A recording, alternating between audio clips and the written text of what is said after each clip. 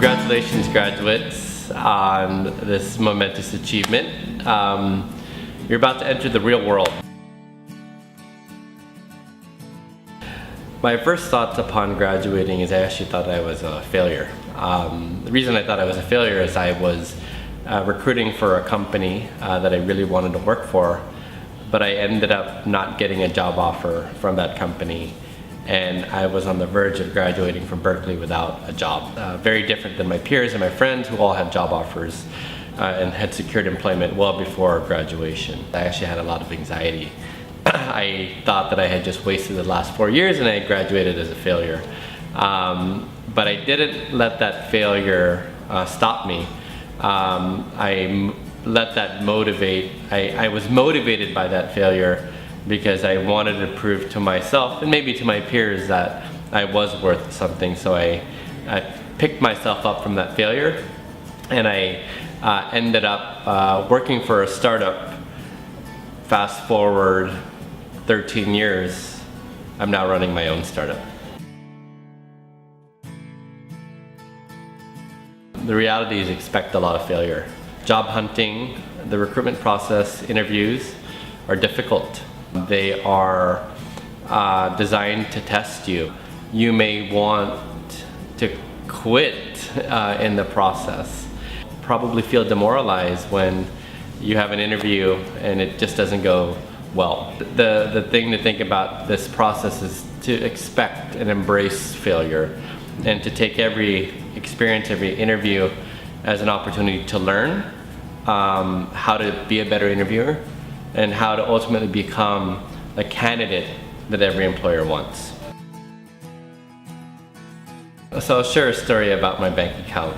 I remember I was about to graduate from school, and I was so poor as a college graduate that I went to the ATM.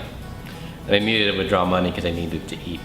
And I went to the ATM, and in the US, the minimum withdrawal is $20. I had $16 in my ATM, in my checking account. So I couldn't even take my own money out. I had to go into the bank, and I had to speak to the teller to withdraw $10. So I feel your pain, graduates. I felt your pain, job seekers. I've started at the bottom. Now I'm here. You know, I actually would love to be an Uber driver. And the reason is I think you meet some interesting people when you're driving on Uber, and I'd love to hear their stories. I'd love to hear kind of where they're going and why they're going. And I generally have an interest in meeting people and learning about them, and I feel being an Uber driver would be a great way to do that. My advice for these graduates is simple. For the next 8 to 10 years in your 20s, I want you to optimize to learn, not to earn. Just because school is finished doesn't mean your learning stops.